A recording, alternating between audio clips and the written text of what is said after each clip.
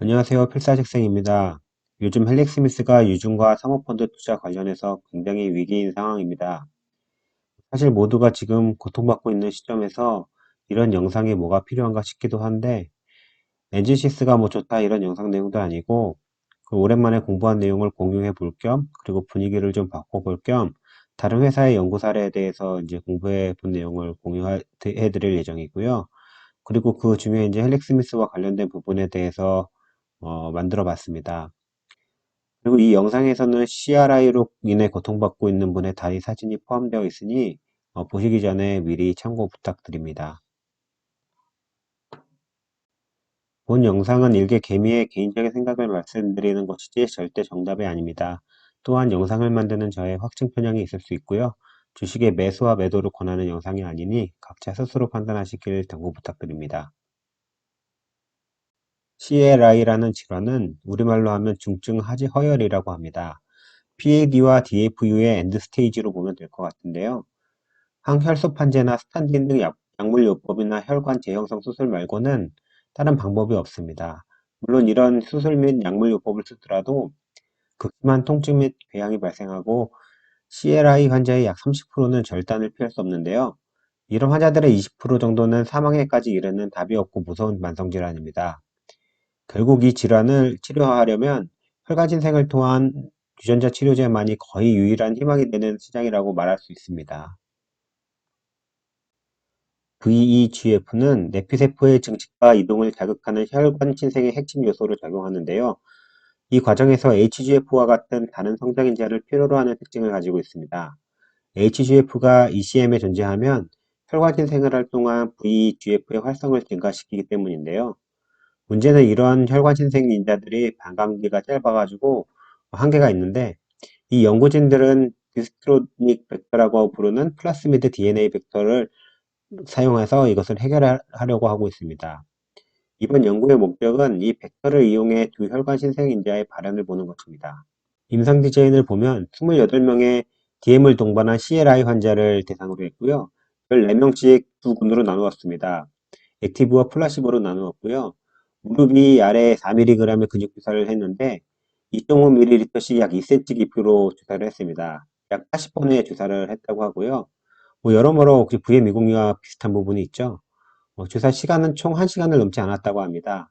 그리고 치료 1주, 4주, 12주 차에 헤모글로빈 수치 등을 측정을 하고 혈중 내 VEGF 농도를 평가를 했습니다.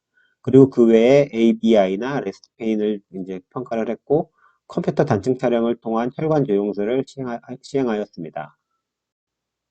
결과를 보면 일단 CLI 임상 자체가 매우 어려운 임상인데 역시나 임상 중에 절단 환자가 6명이나 나왔고 액티브군에서 2명, 플라시보군에서는 4명이 나왔습니다. 이들은 더 이상 그 어떤 임상을 이제 통해서 측정을 할 수 없기 때문에 연구에서 제외가 되었고요. 사진으로 보여지듯 까맣게 썩어 들어간 발가락이 치료 3개월 후에 깨끗한 모습으로 나타났습니다. 매우 놀라운 결과라고 볼 수 있는데요. 이 사진은 컴퓨터 단층 촬영을 하여 혈관 조영술을 시행한 사진인데요. A는 치료 전 상태이고 B는 치료 3개월 후 사진입니다. 보시는 바대로 A에 비해서 이제 B 3개월 후에는 뚜렷하게 혈관 생성을 했다는 것을 보여주고 있습니다. ABI는 발목 상한 지수라고 하는데요. 팔과 다리의 혈압 비율로 하시 동맥 협착이나 폐색 정도를 나타내는 지표로 쓰이는 지표입니다. 치료 4주 평균 ABI 수치는 P값이 0.001 이하로 나오면서 아주 유의미하게 나왔고요. 3개월 후 양분의 차이는 P값이 0.03으로 굉장히 성공적이었습니다. 레스트 페인을 보면 우리가 잘 알고 있는 그 바스로 측정을 했는데 3개월 후 통증 수치가 현저하게 감소하면서 P값 역시 0.002 이하로 나오고 아주 유의미한 성공적인 결과를 보여주었습니다. 이 임상은 헬릭 스미스와 직접 관계도 없는 약물의 임상이지만 나름대로 헬릭 스미스에게 주는 시사점이 있다고 생각합니다. 일단 한간에는 플라스미드 DNA 벡터가 올드하다, 개발하는 데가 헬릭 말고는 없다라고 하는데 이것은 잘못된 얘기입니다. 전 세계 유전자 치료제 임상 중 플라스미드 DNA 벡터를 활용하는 임상의 건수가 약 17% 정도 될 정도로 범용적으로 쓰이고 있는 벡터이긴 한데요. 이 플라스미드 DNA 벡터가 보통 트랜스펙션 효율이 매우 낮다고 알려져 있고 그거 역시 사실입니다. 그러나 헬릭스미스는 이제 PCK 벡터가 타 플라스미드 DNA 벡터에 비해서 20에서 30배 이상의 발현율을 보여준다고 밝히고 있는데요. 물론 이 부분에 대해서는 전기천공법 없이 직접 주사로 이게 가능한지에 대해서는 논쟁의 여지가 있는 부분입니다. 오늘 소개해드린 그 임상은 더블 진 테라피이지만 HGF를 이용한 혈관 신생 방법 역시 충분히 가능성 있는 부분이라고 생각이 됩니다.